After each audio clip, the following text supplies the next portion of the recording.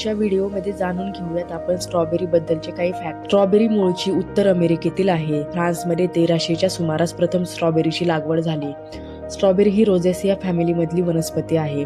आजची आधुनिक स्ट्रॉबेरी ही चिली आणि व्हर्जिनिया स्ट्रॉबेरीची हायब्रिड आहे। कॅलिफोर्निया राज्य अमेरिकेत सर्वात जास्त स्ट्रॉबेरी उत्पादन करतं।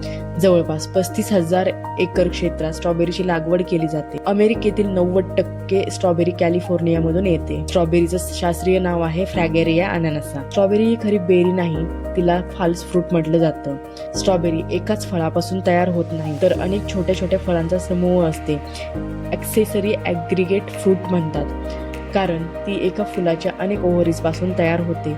आपण ज्या छोट्या बिया पाहतो त्या प्रत्यक्षात ॲचिन्स नावाची लहान फळं असतात। ही सगळी छोटी फळं आणि मधला मऊ भाग मिळून स्ट्रॉबेरी बनते। स्ट्रॉबेरी फक्त लालच नाही, तर गुलाबी, पिवळी आणि पांढऱ्या रंगातही मिळतात।